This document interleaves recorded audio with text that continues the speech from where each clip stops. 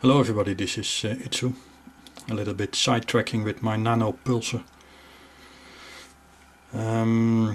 User Verpies asked me to connect instead of the Charlie 1 capacitor this coaxial cable.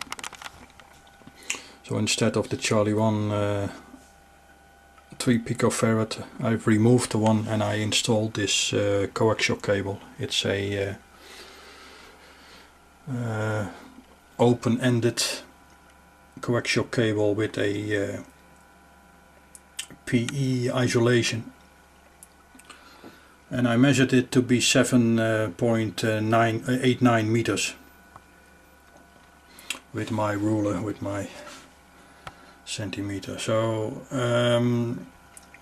I guess this has a velocity factor of 0.66, which is normal for this kind of isolation.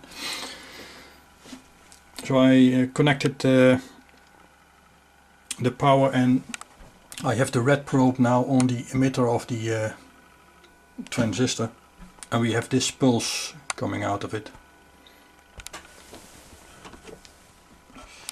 It's a 31 volt square wave 80 nanosecond width pulse. So way much different than the 3 nanosecond spike I had yesterday. But probably the capacitance is way much higher than the 3 picofarad I had before that. But on the bottom we can see some scribbles. Here I can enlarge it.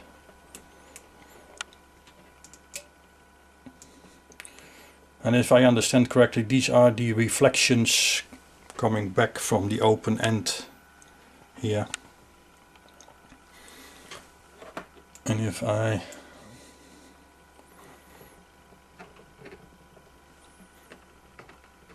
try to enlarge them a little bit more, we have these signals. If I now measure the time difference between both,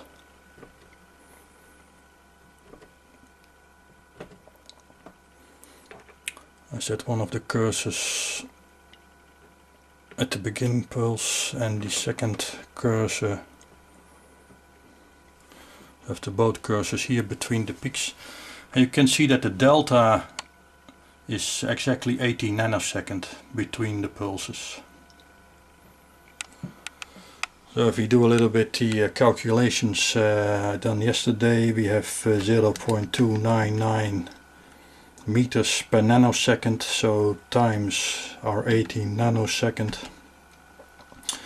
times the velocity factor of the cable is 0.66. We are at 15.78 meters divided by 2, because it's forth and back divided by 2. So it says 7.89 meters, which is almost exactly like the measured length of the cable. So this is very accurate. It's a good method to measure your coaxial cable, or even to check out your velocity factor if you know the length of the cable, and go from there. Okay, this was some side tracking. I will try to make some other measurements I did yesterday on this coaxial cable to see if I could recreate the pulse I saw yesterday. Okay, I restored my Charlie 1 capacitor, 3 picofarad again, and I hooked this known length coaxial cable to the pulse output, and I measure again. And I have the other side open, and we have 2 pulses, and I put the markers on there, and again we can see that we have this almost 80 nanosecond in between. When I now short the coaxial cable at the other end, you can see that the signal flips over it's reflected back completely now in the other direction. Also at the 80 nanosecond marker. Now remove it again, open coax. So this is the signal without the coax attached. We have a almost 8 volt peak to peak 3.2 something nanosecond pulse coming out of the pulser. Okay, that's a little bit sidetracking of this nano-pulser. Used to be usable for measuring coax cables length, impedance and so on. Okay, thank you for watching. Okay, finally I also did the next step. This is wounding this 7.89 meters coaxial cable on in a coil-like form, and then measuring again